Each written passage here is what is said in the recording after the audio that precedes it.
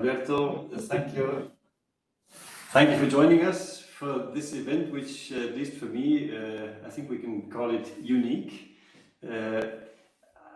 When I was young, Albania was perceived as something very far away, a very far away country, a bit mythical somehow, very closed, well, even in the last decades, I mean, the perception was that it was a country struggling with getting its economy on track and establishing a democracy.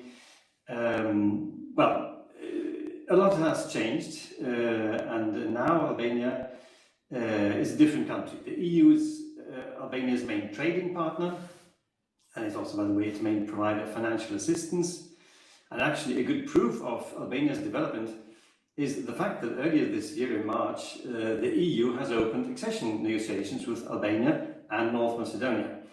Our president, the president of the European Union, of the European Commission, Ursula von der Leyen, described this decision as truly historic, and I would say she's right.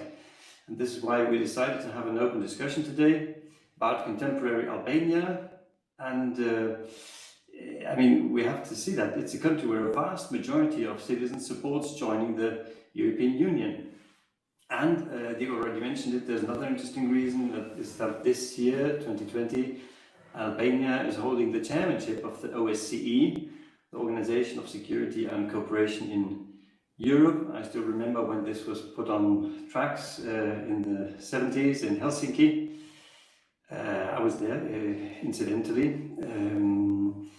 You may know that all EU member states are also at the same time participating states in the OSCE, and that our two organizations, OSCE and EU, cooperate across Europe, Asia and Africa on quite a range of issues. I would mention at least judicial reform, fight against corruption, human rights, development, fair elections and others.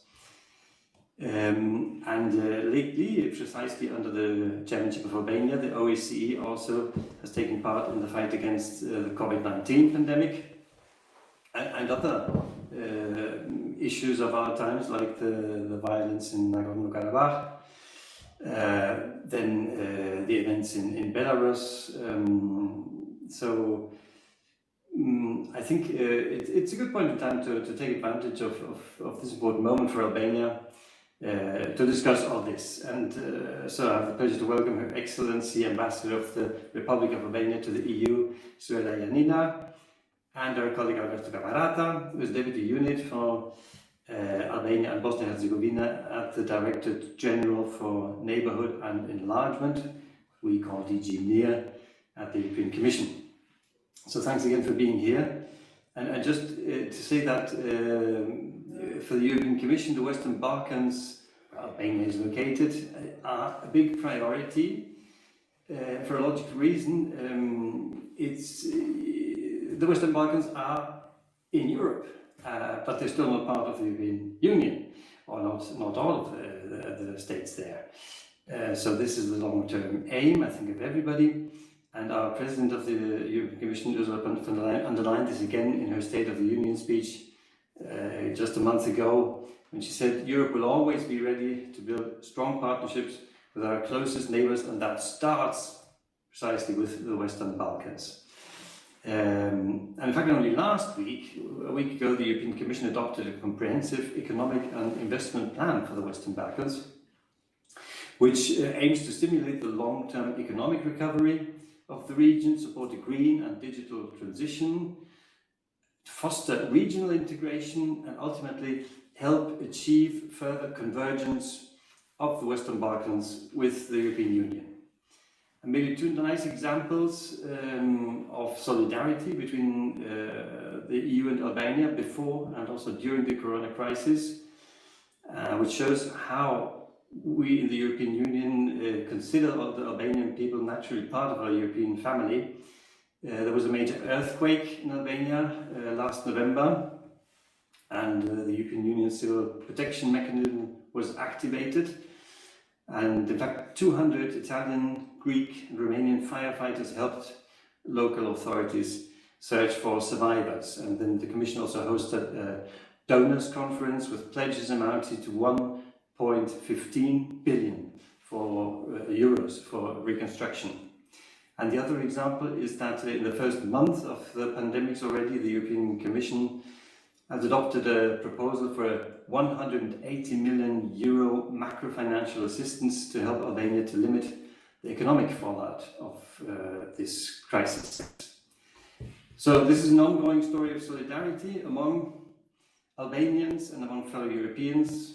The people of Albania belong to the European family. We share the same history. We share the same destiny. And with this, I give the floor to our guests that will surely then share on their side a bit of what they know about Albania, its role in the world and in Europe precisely at this moment. Thank you.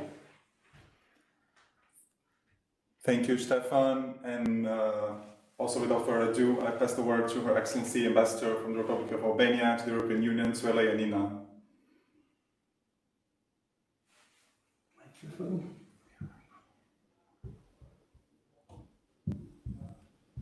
Thank you very much for giving me the floor now.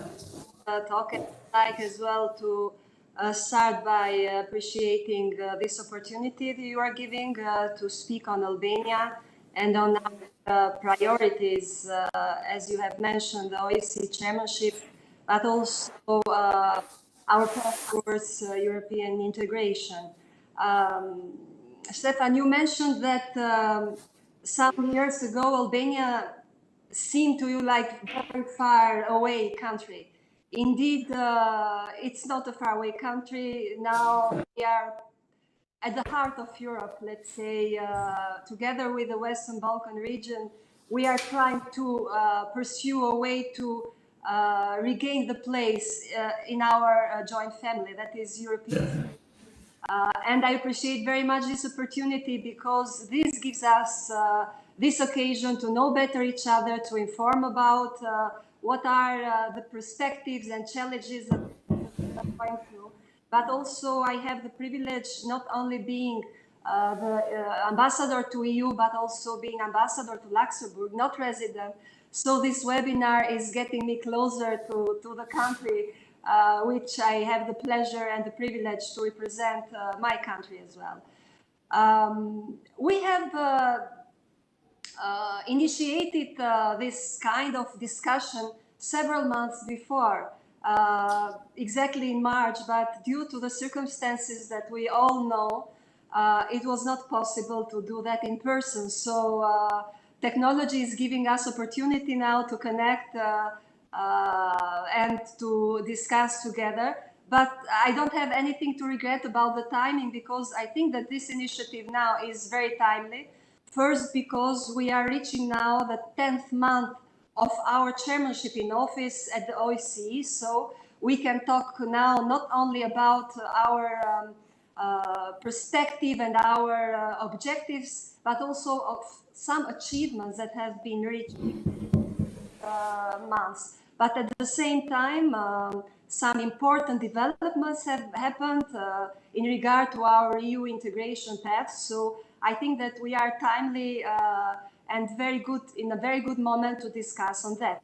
I would like also to greet everyone who has found the time and joined us and has shown the interest to learn more on Albania. So if you allow me, I would like now to say a few words on our OSCE chairmanship and then to share with Alberto, I suppose that we together can complete each other on what's happening on the EU front and how Albania is progressing towards achieving its objective of being one member of the European Union. With regard to the OSCE chairmanship, we consider this as one of the most important achievements of our foreign policy. In fact, this is a sign of trust by our partners and friends who has given us this big responsibility. This is a sign, of course, of maturity of Albania's foreign policy. So we are engaged fully in order to deliver successfully to this big responsibility we have. Let me mention that the motto of our chairmanship during 12 months is that we need to implement our commitments together. What does this mean? First of all, this means that we need to honor our common obligations. We cannot credibly undertake new commitments if we fail to adhere to the existing ones. And secondly, we need to focus on the valuable instruments that our organization possesses, and this is a joint responsibility that we share among our 57 participating states. That is to say that the chairmanship is doing its best to achieve good results in this common agenda, but it cannot be done without the support of everyone, every participating state, and of course, it cannot be done in the absence of a shared political vision. Let me touch now on some main priorities that we have identified from the beginning of our chairmanship. The first and the most important one, as it is normal to consider it, taking into account the profile of the organization, is the conflict resolution. Contributing to peaceful conflict resolution is the utmost priority of our chairmanship for 2020. Our chairperson in office, the Prime Minister, and Rama, and he's also exercising the functions of the Foreign Minister, and in this capacity as well, having the position of the chairperson in office, has from the beginning organized a lot of meetings in the ground, but also with some other international organizations, especially with the Council of Europe and also with the UN. He has also had an exchange of views with the Security Council, but also with important partners. Our CEO started his first official visits with Ukraine because the crisis in and around Ukraine are very important for the organization. In January, he met with the Ukrainian leadership in Kiev, and he has also gained the first-hand experience on the security and humanitarian situation in the conflict areas, and also giving at the same time support to the special monitoring mission on the ground. We have tried also during this pandemic time to reach an agreement, especially for the special mission, in order that it can have access to non-governmental controlled areas, because the success has been particularly affected during this pandemic period. We have been involved actively in assuring this through many contacts in the capitals, but also through public messaging. However, unfortunately, SMM operations and administrative needs are still severely hindered by the situation. We are also very much focused on the South Caucasus. Our chairmanship has focused efforts on de-escalating tensions, in advancing dialogue and promoting implementation of our shared OSCE commitments in the region. But as we know, challenges remain. Leaderships across the region faces domestic political pressures that result in occasional rhetoric or actions which has increased tensions or has limited potential initiatives. Also, we are concerned because populations there remain negatively impacted by conflicts, including restrictions on freedom of movement, and a lot of people now we see are affected by these conflicts. As you mentioned in your opening remarks, there are a lot of concern by international community now on the Nagorno-Karabakh conflict, which has entered in its third decade. But this does not mean that this is frozen, as the last events have shown. The chairmanship has followed closely these developments. We are in close contact with the Minsk Group co-chairs, while we remain in constant consultation with the personal representative for this cause. Immediately after the fighting erupted, CEO, our Prime Minister Rama, has made a public call for a ceasefire and return to negotiations, supporting the role of the Minsk Group co-chairs. Also, the chairmanship in Vienna has called a special meeting of the Permanent Council at the end of September, which has been debriefed by the personal representative. The debates, unfortunately, in the last two PSC meetings has been really very heated, reflecting also the tense situation on the ground. The ceasefire brokered by Foreign Minister of Russia, Mr. Lavrov, has shown a positive development. We support it, and it also has a positive impact on reaffirming the role of the Minsk Group format, which we encourage a lot. There is also a situation in Georgia on which our chairmanship has been focused on promoting de-escalation, dialogue, and the implementation of the Helsinki principles in the conflict context. As well as we support the development of a resilient democratic society through support of ODIHR and by other means. We also, as OSCE chairmanship, support the role of the OSCE in conflict resolution via the Geneva international discussions and the incident prevention and response mechanisms, true instruments that in our view are important and have been heavily engaged. While the pandemic situation has complicated these processes and confidence building this year, we have had some positive signals from the de facto authorities in Abkhazia, in particular about potential for renewed dialogue with Tbilisi. So we encourage all this dialogue that we hope very much will be concretized soon. As you mentioned also in your opening remarks, Belarus is one of the concerning case for our chairmanship. The situation in Belarus, as we have followed very closely, is not changing for better, particularly with respect to the freedom of assembly, association, expression, and the media. Mass detentions continue, members of opposition are repressed, members of coordinated council are either detained or are forced to leave the country.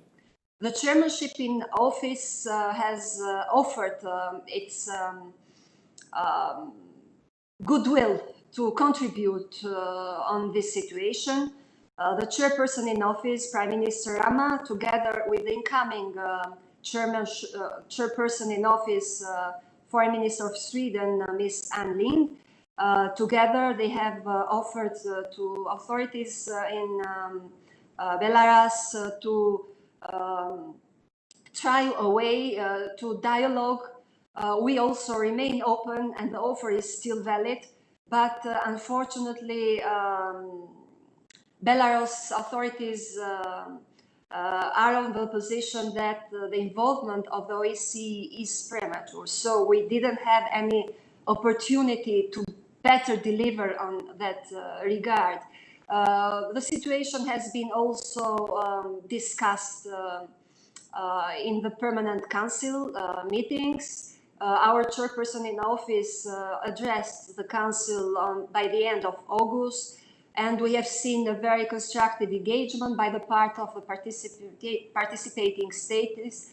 But we remain seized of the matter and will continue to offer any support that we can provide on that. It's a point of interest also for the European Union. As you may have followed recently, European Council decided to include some further sanction for the authorities in Belarus, but we'll see how it will go. We remain open to cooperate with all international organizations that have an interest for a democratic and a society which is based in dialogue in Belarus. Let me now just roughly touch on some other points, some other priorities, one of which is the role of the women in the peace processes.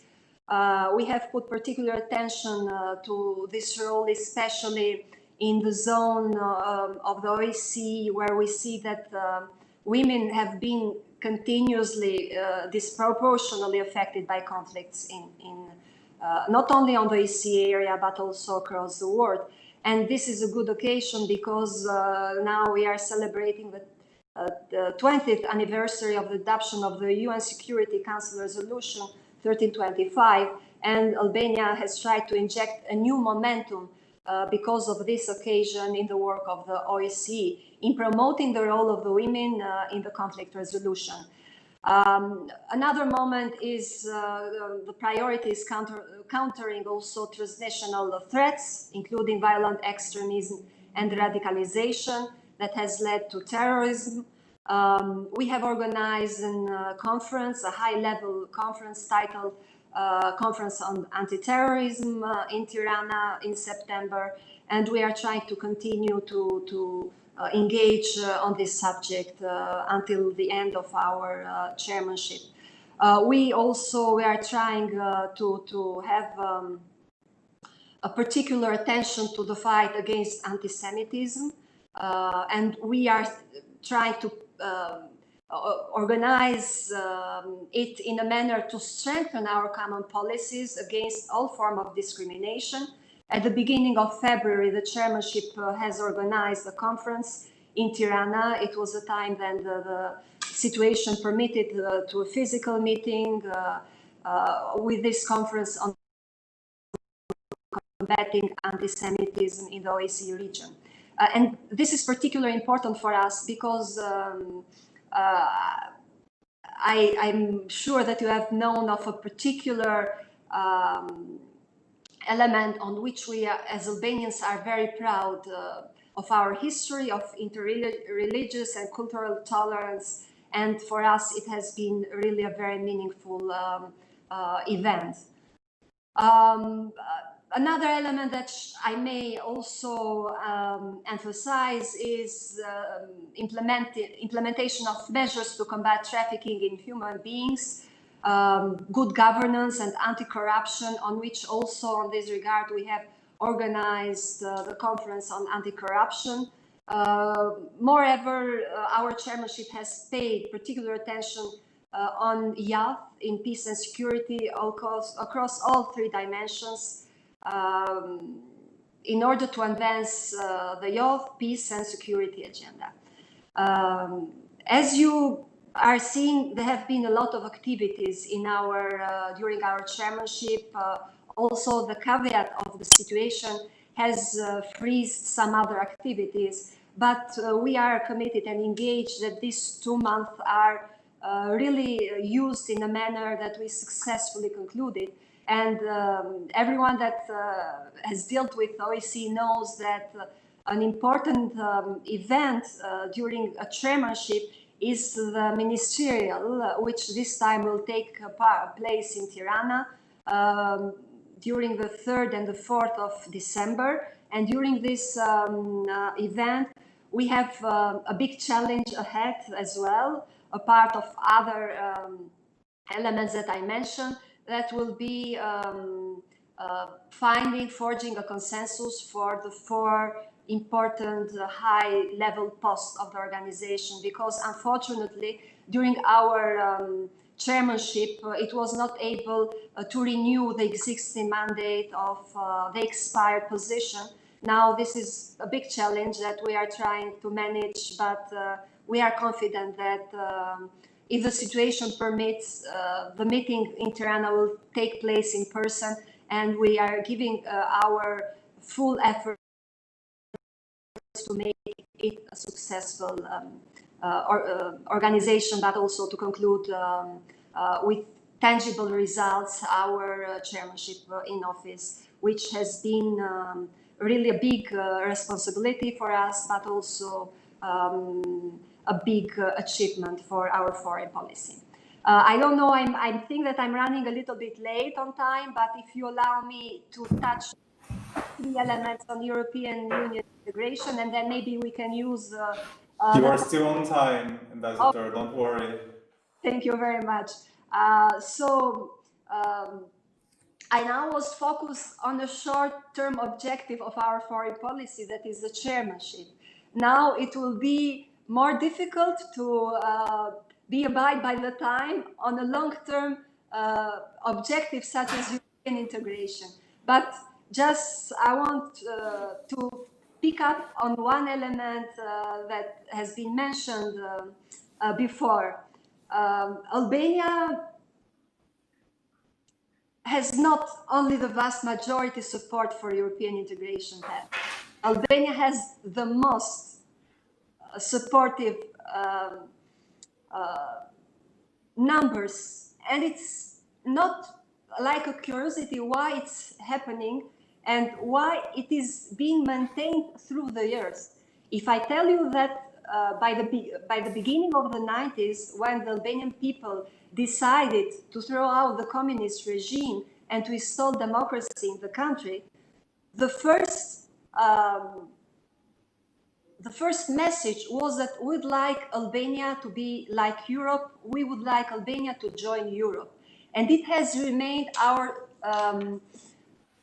not only national objective, but it is one element that joins Albanians everywhere. It's an element which joins political sides. We don't have Eurosceptics in Albania. We don't have political side to tell that Albania is choosing the right way. This is not for us, not only a part of our pillars of foreign policy. This is something that we feel. This is something that we are trying to make it lively for our people, because from a long time ago, for us, if you ask an Albanian, from the sun rises from the west, which is geographically not made the right connotation, but it shows that Albania has been unjustly apart from the European perspective and from joining European Union because of different elements on history. But now that we have definitively entered this road, this is an objective that we hope to achieve as soon as possible. One element, Albania has presented its candidature for being member of European Union in 2009, have received candidate status in 2014, and now in 2020 we have a really big expectation that we are ready to be seated on the negotiating table. As you mentioned, the Council decision of March, although it came through a very strange timing of pandemics, it was, and it is indeed today, a very historical moment for Albania. The decision has been taken. Politically, Albania is ready to open accession talks. This decision has been accompanied also by some elements on which we are working, and we have a lot of work during this period to implement them fully. So a report that was presented by the Commission some days before, it's really a very big encouragement for us, because the main message of this report is that Albania has made decisive progress and is ready to open accession talks. As you mentioned, we are very committed to the fundamentals of European Union, to the criteria that are both political and economical, but our horse battle in this way, in this path, has been the justice reform. Justice reform is a very comprehensive, a very deep reform that you cannot find anywhere in the region. Why it is so? Because it's not only of a request coming from Brussels or from member states. It was a request coming from the Albanian citizens, and which more or less in the same numbers support European integration as well as justice reform. It's over 90%. So it is a delivery to the Albanian citizens, and we are seeing now the fruits of this reform. It has not been easy. There have been also forces that have tried to preserve the status quo, be it from inside the system, be it outside, so be it from judiciary itself, be it from the political side. But now we can say that we are at the point of no return.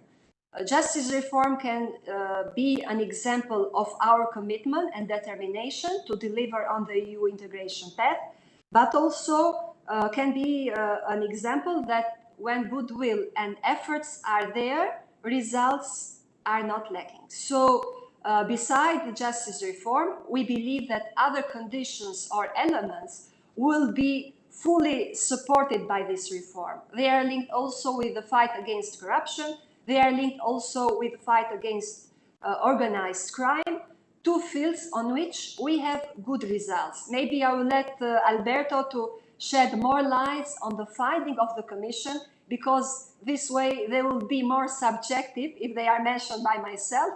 But we are encouraged that member states that are now discussing on the negotiating framework for Albania, but also for our neighbor North Macedonia, will soon deliver on approving this negotiating framework and also giving a date for Albania to have the first intergovernmental conference, which we are hoping and expecting to be as soon as possible, especially if we can be optimistic within the German presidency. So these are our expectations.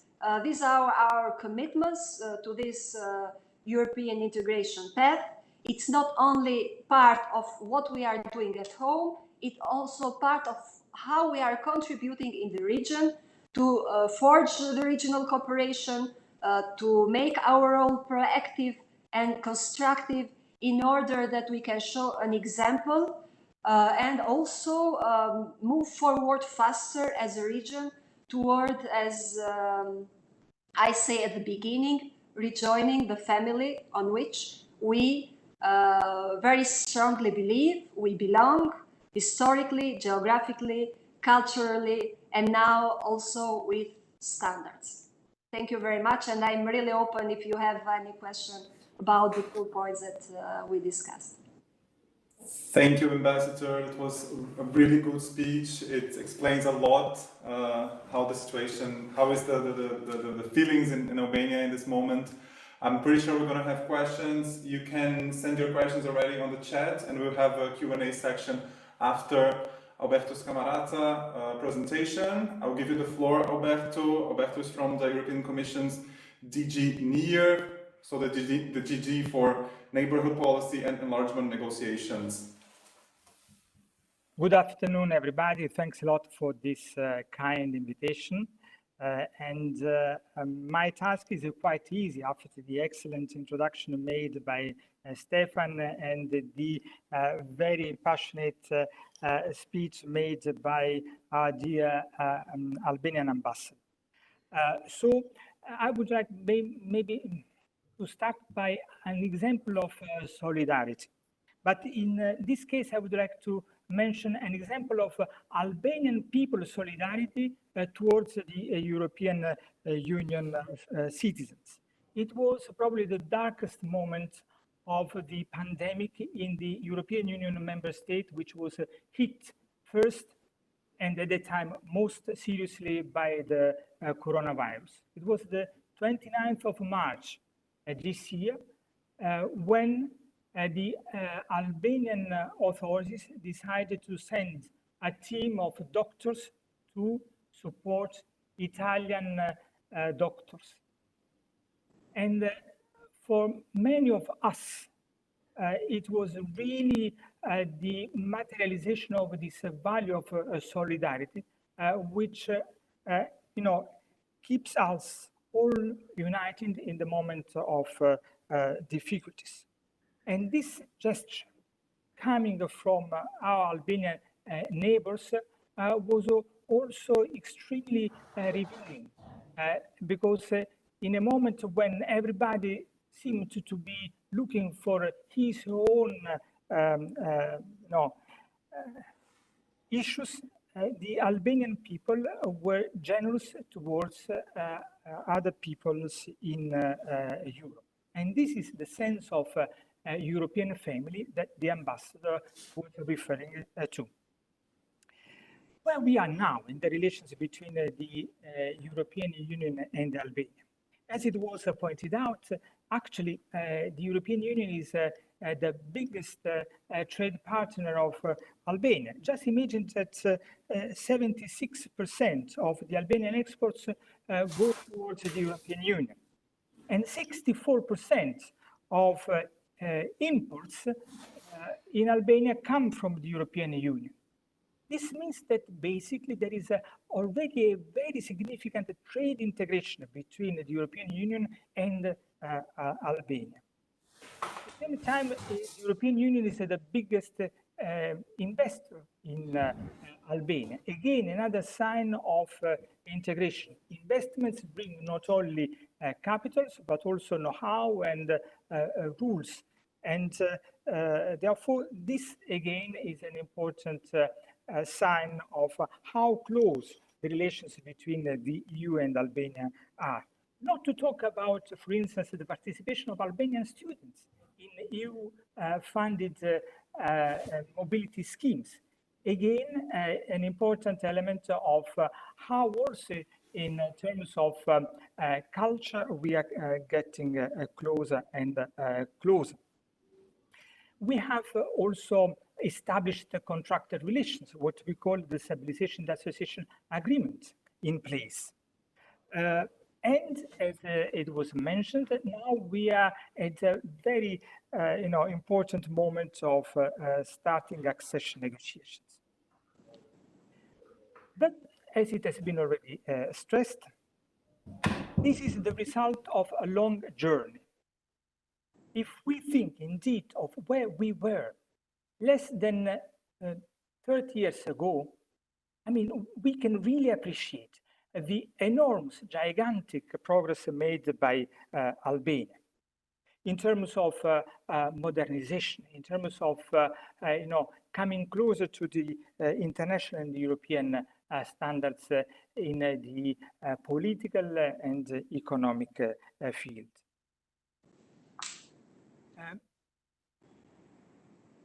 It would be interesting, I think, to look back at the first report that the Commission wrote on Albania in 2002. It was still the time of the reports called on the Stabilization and Association process. And the picture presented by that report was in a sense of a completely different country. If we compare the picture of that time with the last report, we can see a huge difference, and we can better appreciate the efforts made by the Albanian people to move forward and to face all challenges they had inherited from a very difficult past. Just one tiny example. According to this report of 2002, at that time, 1/5 of the Albanian population had an income which was less than 1.2 euro per day. And therefore, there has been a huge economic progress to achieve the stage where the country is now. And we have to recognize that, of course, there has been a lot of support from the European Union, but it's only thanks to the strength and resilience of the Albanian people that these changes have been possible. And now the country is at the beginning of a new journey at the accession negotiation process. But I would like to make two remarks. On the one hand, I mean, the permanence of perceptions, as also Stefan was saying. Sometimes I have the impression that in many of our fellow European Union citizens, perceptions are still, lagging behind. They are actually very much outdated. People maybe has still in the mind the picture of 20, 30 years ago, rather than the picture of the present Albania. So there is also this perception gap which have to be overcome. And that's why this kind of event is particularly appreciated. But the question is how Albania has been moving from that situation of 20 years ago to the present one. There has been a significant transformation, and this transformation is, in a sense, the emanation of what we call enlargement process, seen from the EU perspective, accession, seen from the perspective of Albania. But actually, these are two faces of the same coin, the coin that we call European integration. And actually, if we want to be more correct, European reintegration, because we are dealing with countries like Albania and the other countries of Western Balkans, which do belong to the European family. Lots of institutional and political steps have been undertaken during the past years. It was mentioned, indeed, the application for membership more than 10 years ago in 2009, followed by the Commission's opinion in 2010. We can measure, in a sense, the progress accomplished by the country over the past 10 years. At that time, the Commission was highlighting 12 key priorities for the country to focus on and move forward on its European path.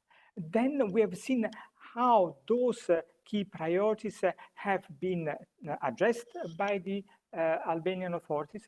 Those priorities were, very much on the foundations of what we call the Copenhagen criteria, on the function of democratic institutions, on the function of rule of law institutions, fight against corruption, fight against organized crime, reform of the public administration, strengthening of the fundamental rights in terms of anti-discrimination, in terms of consolidation of property rights, for instance. And if we go through the various Commission's reports over the past 10 years, we can see how year after year, many of these challenges have been overcome. To the point that these 12 key priorities have then been focused to a smaller set of priorities, the 5 key priorities at the time of granting the candidate status. And then if you look at the Council conclusions of 2018, you will see how the Council focuses on a even more limited, but of course, very essential set of elements. Indeed, the strengthening of the judicial reform, and I will come back to this point in a minute, the strengthening of the fight against organized crime and corruption. This process of transformation has been significantly supported by the European Union, both financially and politically. Financially, let's just think that in the period 2007-2020, the European Union has granted to Albania around 1.2 billion euro under the so-called IPA program, our assistance program for pre-accession. And this money is has turned not only in necessary infrastructure, but in particular in building the capacity of the administration, improving the legal framework, and therefore helping the country to modernize and to meet the European standards. This means what? This means that the accession negotiations will not start from scratch.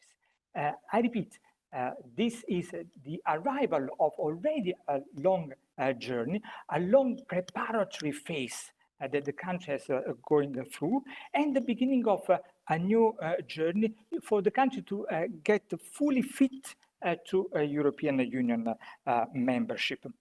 And in this particular context, the reform of the justice is indeed a unique experience, never seen elsewhere, to be honest.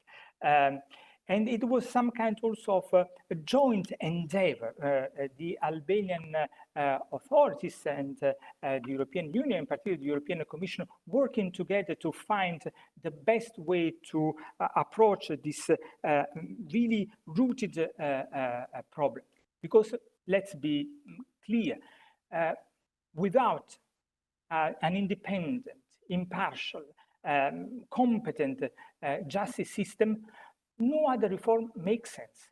What's the purpose of, aligning legislation with the European Union acquis or the best practices in Europe if then that legislation is doomed to remain dead letter if judges are not there, honest, impartial, independent judges are not there to enforce that legislation, and so on and so forth. So this was really a turning point in the history of the relations between Albania and the European Union, and I'm pretty sure also in the history of Albania. And the huge support the ambassador was mentioning, huge popular support to this reform was the sign of the fact that the people were really tired with the then existing justice system, and were really keen on having a judge, a prosecutor they could fully trust. Without going into many technicalities, it's really revealing the fact that this reform was enshrined in a revision of the Constitution. A revision of the Constitution which was adopted, unanimously. There was unanimous support in the Albanian parliament to have this operation that we call vetting and the re-evaluation of judges and prosecutors finally in place. With the support and monitoring of the European Union, notably the European Commission, as well as of the United States. And this has allowed setting up vetting institutions, which are Albanian institutions, fully in charge of this process, as well as an international monitoring observation, which is made of experts coming mostly from EU member states and from the United States, with the function of monitoring and not interfering, not replacing the Albanian authorities in their decision-making process, but with the right to, shall I say, to alert when there are problems in the way the reform is implementing, and to provide advice and support. And this reform looks at every single judge and prosecutor in the country to reassess the competence, the professionalism of the magistrates, and their integrity in terms of financial assets, but also their honesty in terms of risks or potential risks of contact with organized crime. This process has been extremely thorough. So far, 286 magistrates have the files of 286 magistrates have gone through this process, and 62% of the vetted magistrates have either been vetted out or have resigned. This gives a clear indication of how wide and deep this justice reform is in Albania. Of course, all this has also created vacancies in the justice institutions, starting from the Constitutional Court to the Higher Court and so on and so forth. And this has been an additional challenge for Albania, and that's why the recruitment of new magistrates, as well as the filling in of these vacancies, is also very much on the agenda. But let me now focus, and sorry for being so long, on the main findings of the 2020. This report has primarily responded to the request of the March 2020 Council, which decided historically to open accession negotiations with Albania, and at the same time indicated some areas where further progress was expected from Albania before the first intergovernmental conference could take place. And indeed, I mean, attention is on the continuation of the justice reform. And as I was saying before, the need for the Constitutional Court and the High Court to be fully functioning. In that respect, what the report notes is that the High Court is now, has now resumed its functions. And this is very good in terms of, should I say, judicial control in order for the High Court in the country to ensure the uniformity of law interpretation. But of course, the Constitutional Court is a key element for a democratic system. There, what we have seen was that the vetting indeed had a very significant impact, with just one member of the court remaining in place because of other members being vetted out or resigning. But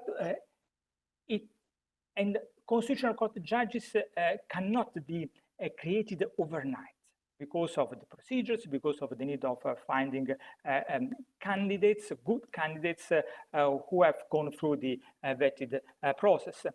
And what is good is that also in the area of function of the Constitutional Court, we have seen good progress over the past month. Now the court with the 4 members has resumed part of its competencies, can judge on the admissibility of cases. It cannot yet judge on the merit of the cases. But I understand that a couple of other positions are being filled in, procedures are going on in these weeks, and this gives good hope for a Constitutional Court which in the next weeks could resume its full functions. And this would assure and reassure that the rule of law system in the country works as it should be. We have seen also progress in the fight against organized crime and corruption, another area which was pointed out in the March Council conclusion. First, in terms of institutional setup, with the number of specialized bodies being established. Second, in terms of results, let's be frank, the fight against organized crime and corruption never ends. It never ends in Albania, never ends in any other country of the world. But what is important is that there is a sustained and sustainable track record in proactive investigations, in court decisions, in seizure of assets, and so on. And there we have seen progress in terms of, again, fight against corruption. Sometimes, the final results are not yet there, but we have to understand that we want investigations to be conducted seriously and trials to be conducted in full respect of procedural rights. And so it's not a race in order to have, the biggest number of decisions, but it's rather an endeavor to have good court decisions which can really, make a difference.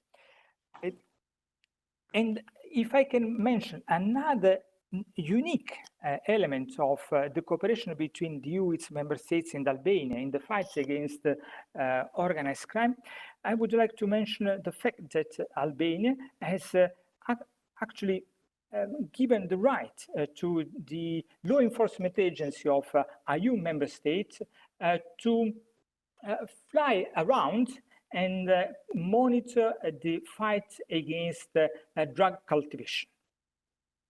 Think of this kind of cooperation. Never seen before. Never seen before. There is the Italian Guardia di Finanza, the financial brigade of Italy, which, in cooperation with Albanian authorities, is looking for cultivations of drugs so that this issue can be better tackled together. And results have also been very significant in that respect. So addressing one of the concerns we have in the European Union, but also people have in Albania. Briefly, there are also some priorities that the Council has highlighted in its conclusions. So there are some conditions for the first IGC to be convened, and some other areas for attention, like the tackling of unfounded asylum applications of Albanian citizens and the amendment of the media law in line with the Venice Commission recommendations. These are all also areas where the country is working, and we can go back to those points later on in the in the session devoted to discussions. But what I want to say is that, in a nutshell, the Commission's report, which was issued on the 6th of October, states that Albania is close to meeting all the conditions set by the Council for the first intergovernmental conference. And this is the encouraging message. And on this basis, now discussions are taking place on the finalization of the negotiating framework for the negotiations with Albania, as well as with North Macedonia. And so this is quite promising for the actual start of the accession negotiations. Of course, life won't stop when the first intergovernmental conference will take place. There is a lot of work to be done in the months and years to come. What is good is that last spring, the Commission also adopted an enhanced methodology on enlargement, which should make the negotiation process, in a sense, better focused by putting together different pieces of our own legislation, clustering them so that there is a critical mass of issues to be discussed together, but also of reforms to be supported and implemented, and possibly also early integration of countries like Albania into some parts of the European Union policies. We will continue to support also financially Albania, and it was mentioned that last week the Commission also adopted a significant economic investment plan, which will bring more than 9 billion euro to the region, including Albania, in terms of support to modernization of infrastructure, Green Deal, digitalization, and so on.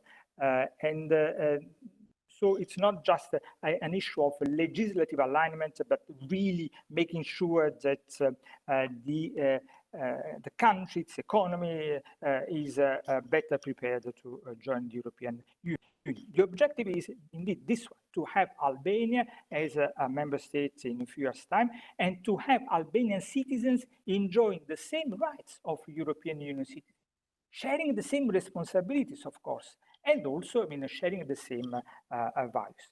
And I would like to conclude on this. Negotiations, talking under the control of the ambassador, are not purely diplomatic exercises. Accession negotiations are a societal transformation process to be conducted together. And even if in Albania there is still a certain degree of political polarization, the mere fact that there is such a strong consensus on European integration is a unifying factor And it's again an asset for the future of this country in the European Union. Electoral reforms have been decided upon. They need now to be implemented. There is a lot of debate in the country on some aspects of these reforms. But what is important is that all political parties are really sincerely focused on moving the country forward. So my final appeal, on the one hand, is to invite everybody to read, of course, the Commission's reports. But on the other hand, is to invite our fellow European Union citizens to read also authors from Albania. There is a lot to learn by reading Albanian literature about not only the history and culture of Albania, but about our own European history and culture. And this is the basis for moving forward, not only in technical terms, but also in terms of European reintegration. Thank you very much. I'm, of course, very happy to answer any question you or participants may want to have. And I conclude by congratulating, of course, Albania on the OSCE chairmanship and reiterating the European Commission Union support to its work in this very challenging time. Thank you. Thank you very much, Alberto. So now we will have the Q&A. If you still want to ask questions, some questions were already asked, please do so in the chat in WebEx. I have a first question here. It's from a student at the University of Luxembourg, and he asks, what is the role or level or involvement of the Albanian young generation in the approximation process between Albania and the EU? So I think more of a question for the investor, but Alberto, feel free to comment.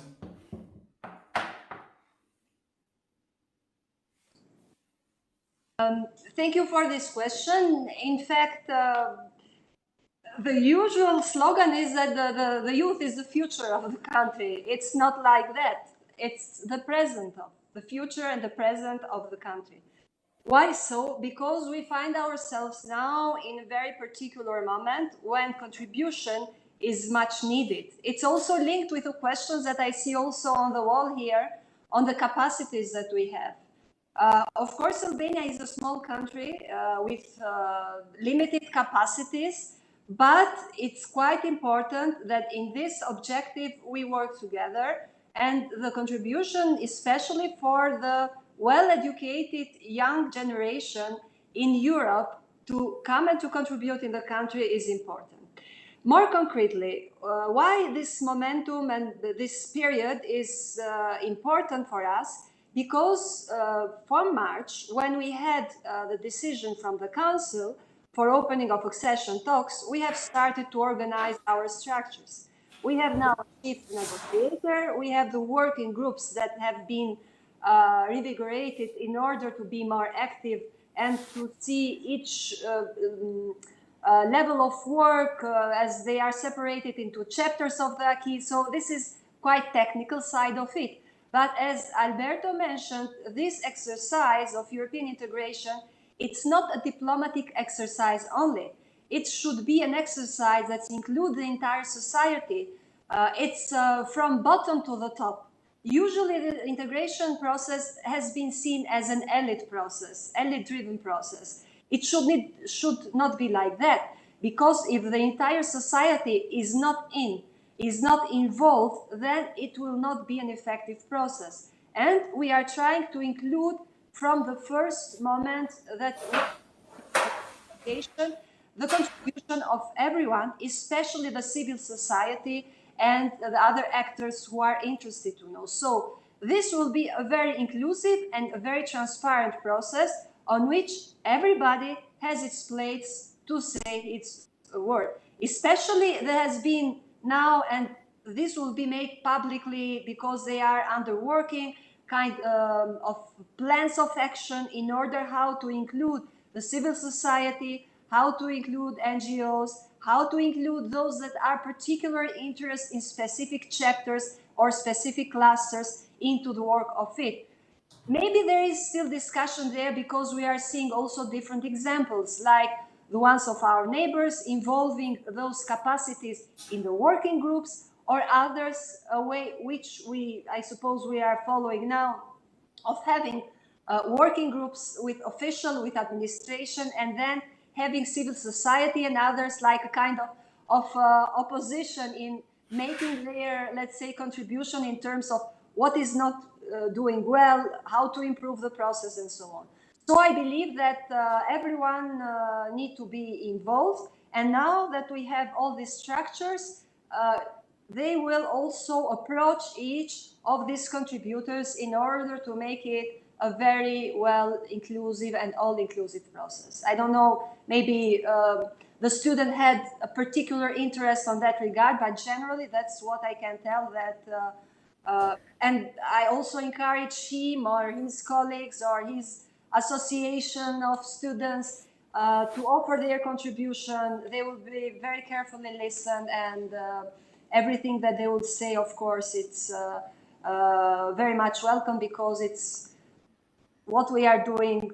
I must repeat it, it's not only fulfilling some conditions, it's for the future of the country, it's for the future of this young generation that that's the worth of this exercise, and that's the worth of this transformation of the country. So destination is important, but also the journey is crucial. Perfect. Anything else, Abel, that you would like to add to that? It's not by coincidence that what is called in the European Union the Recovery Fund is more correctly labeled as a next generation EU, because we have the obligation to care about the next generation. And the policies which are now conceived and implemented also in terms of accession process are for the benefit of the next generation. In Albania, youth has an extraordinary role to play, since this is one of the still few young European countries.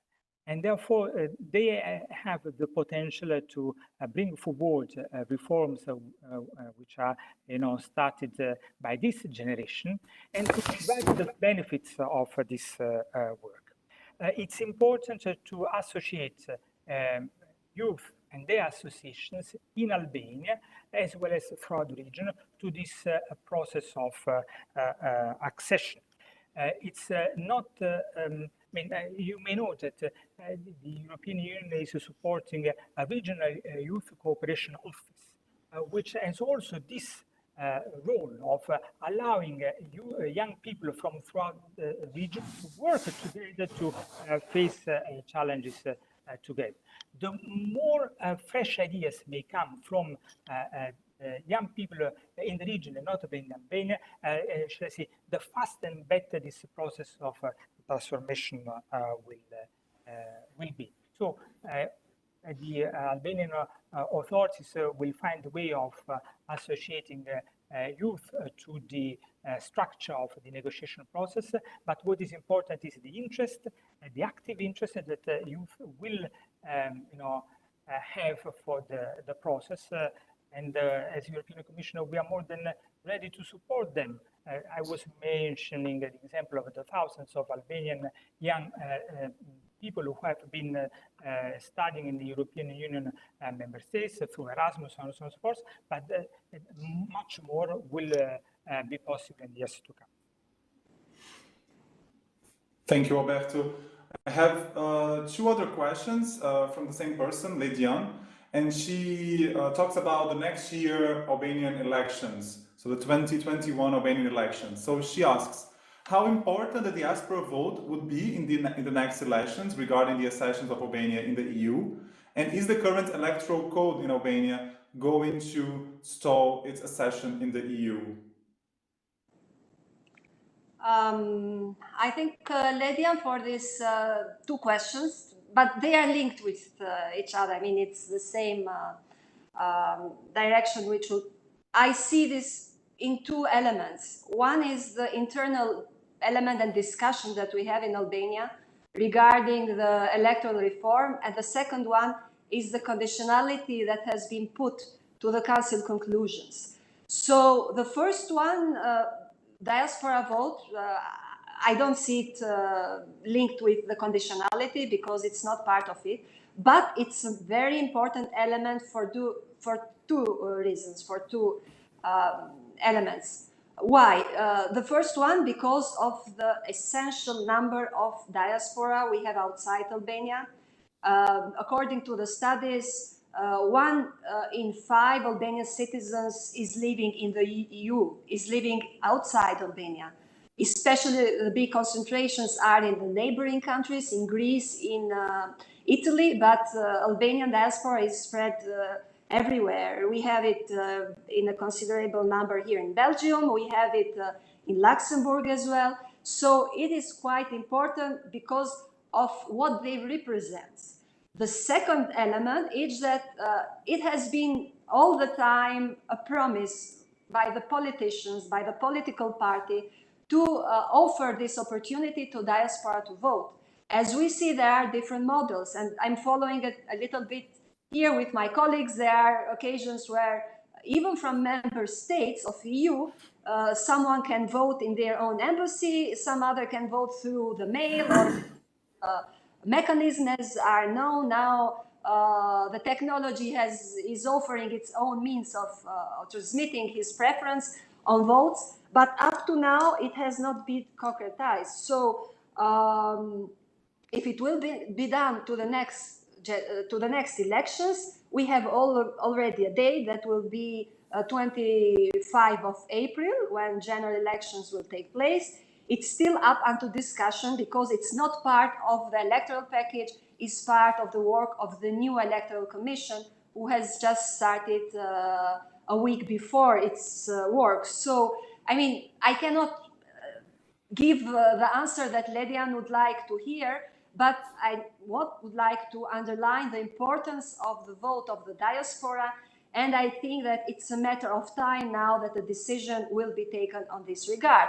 But for Ledian to be clear, it's not linked with our European and accession process. The second one, which is referring to electoral code, my question to his direct question, my reply would be no, because what has happened in Albania is that we have been in March conclusions linked with the conditionality to approve the electoral code in accordance with the OSCE ODIHR recommendation. And what has happened in Albania, it has been agreement between political sides, the majority.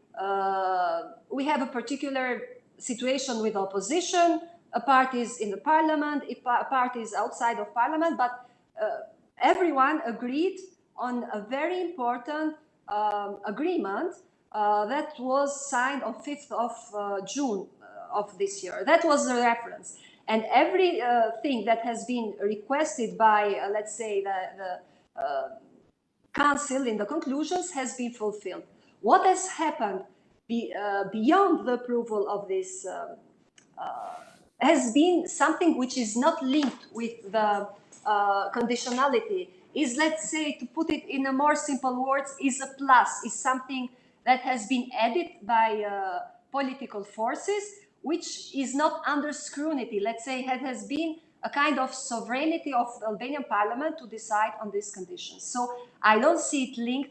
Maybe Alberto can complete on it, because I don't want to abuse a lot with what the report is saying, but in fact the report is addressing this point, which is quite important in the totality of what Albania is expected to deliver. The electoral reform is referring it as to a completed condition. So it is not, in my perception at least, it's not being a hurdle, it's not being a problem towards opening of first IGC.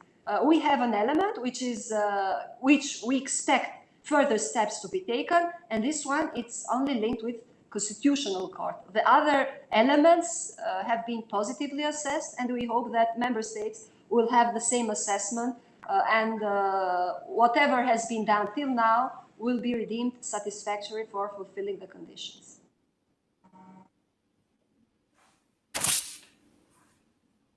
Yes, Alberto? yes, thanks, Okay. Diego. I agree with the ambassador, in the sense that the diaspora has an important role in the political and economic life of Albania, but it's up to the Albanian citizens and authorities themselves to decide how the diaspora can be included in the electoral process. When it comes to the conditions which were set by the Council last March with a view to the holding of the first intergovernmental conference, there the Council was focusing on the adoption of the electoral reform fully in accordance with the OSCE recommendations. This condition set in March has been fulfilled because on the 5th of June, as the ambassador said, there was this agreement among all political forces in the country, and this agreement was turned into a revisions of the electoral code by the Parliament on the 23rd of July. So the conclusion the Commission has drawn in its report is that condition set by the Council has been met. The rest of the discussion about the electoral system in Albania is legitimately part of the political debate in the country, but it's not something covered by the Council conditions for the first IGC. Thanks. Okay. I think it's okay. We still have a question. It's a question from Zamira. She asks to the ambassador her take on how Albania was heard or not during its chairmanship of the OSCE. I think maybe we have a problem with audio and Alberto is still speaking, but I don't know. It's just that the picture's lying Ah, okay. Okay. So yeah, so we can move on and go to the Zamira's question regarding the OSCE chairmanship. So, Ambassador, how Albania was heard and how Albania influenced the OSCE big actions during this year, according to you? I'd like to thank Zamira for the question. As I explained in my preliminary remarks, it has been a big trust. I mean, it's for the first time that Albania achieved such a big responsibility of heading or chairing an organization like the OSCE. So we have engaged our full potentials on that, be it human resources and whatever it's needed. And up to now, Albania has been respectfully considered and very much appreciated what we can offer to the organization. And I can only be very satisfactory on that what we had in plan, beside the situation of the COVID, which has not permitted us to fully realize the entire very intensive agenda that we had. But in terms of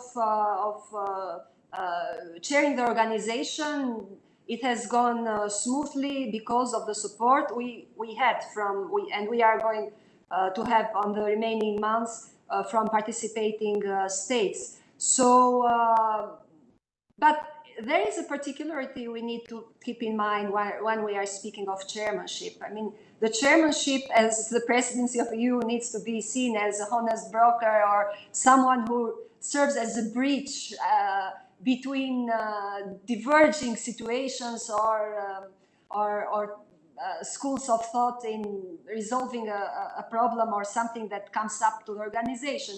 So what we have been trying to is to forging dialogue, especially with the OSCE, where it does not exist any kind of voting, it's only consensus, unanimity that needs to be achieved. So it's quite different from here in Brussels or from other capitals where international organizations are. But my colleagues in Vienna, also with a big support from the task force in Albania, achieved it successfully. So I think that we can be proud of it, and we also are trying to use this experience, because Albania is not stopping with that. Albania is trying to portray, to deliver itself as a contributor, modest contributor, but a trustful and a good partner for everyone. We have a big challenge ahead for the next year. We are competing for a Security Council position post for non-permanent seats in the Security Council of the United Nations. So the entire knowledge and know-how that we are just consolidating during this year, we hope very much to use in the UN, but also, why not, also it's a different style of working, use it in the long run for being a member to the European Union. So it's good that we are consolidating our capacities and our know-how in terms of serving better our country, and to give the example of our country as a very reliable partner in international scene. Thank you very much, Ambassador. I think that's an amazing way of ending this webinar that we have been organizing since March, and it was not possible to do it here in Luxembourg, but yeah, thanks to technology, we made it. I think it was an amazing opportunity to learn about Albania, to learn about the accession procedures and what's going on. I think sometimes we are a bit caught up. It's so much going on at the same time, especially in this crazy pandemic time. So I really think that this was amazing, and I really think that it was good for our audience to have a better idea of what's going on in Albania, but also what's going on between the EU in Albania and other international organizations. So I want to thank you both, Ambassador and Alberto from DGNIR.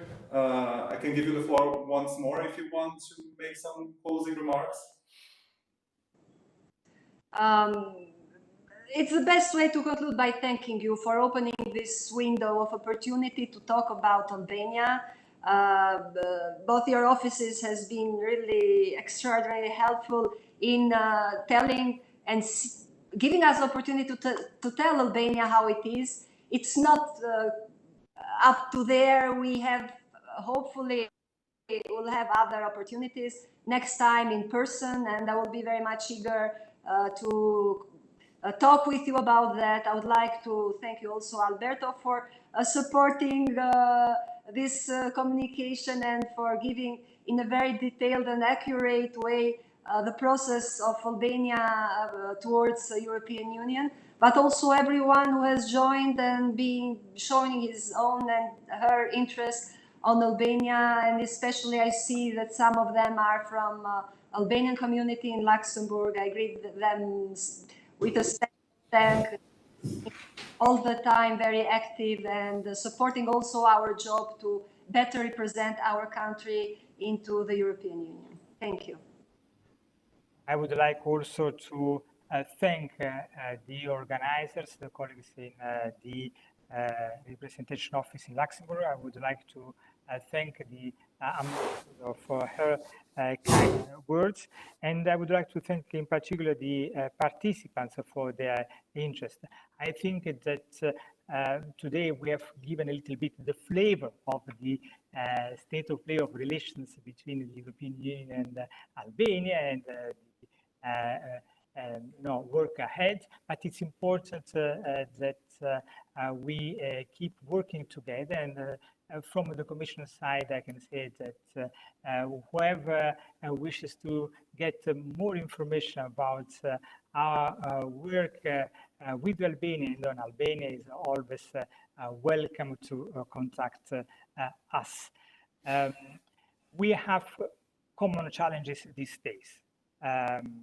The pandemic is hurting all of us, but it's therefore an additional reason to be and show the solidarity among us. We will keep working together to make sure that Albania will be, an effective member state of the European